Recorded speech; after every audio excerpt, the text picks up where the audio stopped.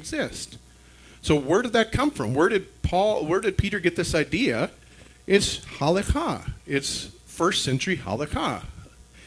Let me explain Halakhah to you. In the first century, we didn't have Jewish law codified like we have it now in the Mishnah and the Talmud. It was Judaisms. Rabbis held a lot of weight, and each rabbi somewhat had their own way of how to live out the Torah. Now, there were schools of thought. Maybe you've heard of the Beit Hillel, the house of Hillel, and Beit Shammai. These yeshivas or schools of the rabbis that they would teach their particular slant on how to keep the Torah. But in the first century, you never separated the Torah with the instructions of how to live it out. The idea was you can't separate those two because there's a whole lot of things in the Torah that we say, how do we do that? And the rabbis had the authority to say, this is how we do that. And if you were a rabbi's disciple in the first century, you would go to your rabbi and watch how he cooked his meal, how he washed his clothes, how he traveled on Shabbat. And you would emulate his life, his halakhah, because he's showing you how to live out the written scriptures. So in the first century, there'd be no doubt about halakhah because we understand we have to have a context to live this thing out. Otherwise, there's how do we do this? I mean, there's some stuff in here that's kind of tricky. How do we apply this? Well, it was understood in the first century the rabbis were the ones that had that authority. And Yeshua upholds that authority. He says the scribes and Pharisees sit in the seat of Moses.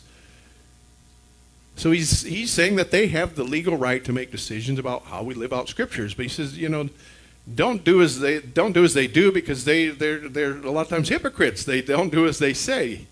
And so he's pointing out the hypocrisy sometimes.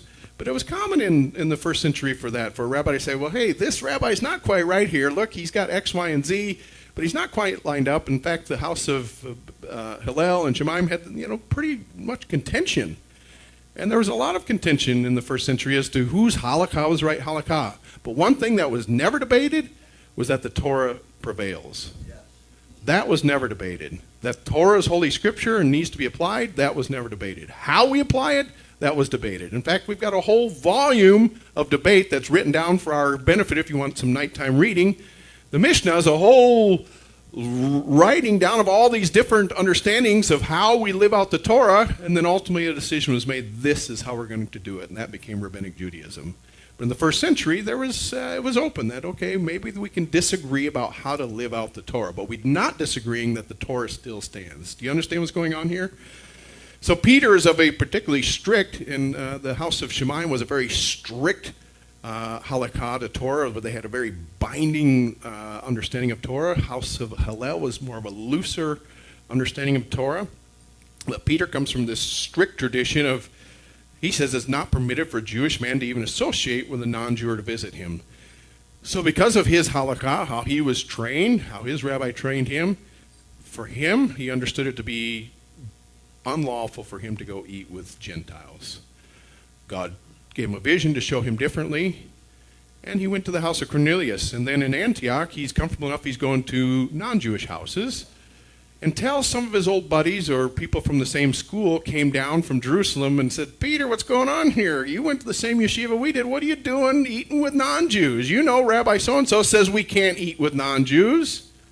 I'm paraphrasing, I'm giving you a colorful context, but in essence, he's reminded of his earlier halakha, and he says, you know what, I think I did get it wrong, and he gravitates back towards the way he was trained and stops eating with non-Jews. That's what's going on, not pulled pork sandwiches and not shrimp etouffee. He's having kosher meals with the guys. But because of this influence, because of this halakha that he had been trained in, he gravitates back towards that. And even Barnabas gets sucked into it. But even Barnabas backslides and goes back into the tradition that he had.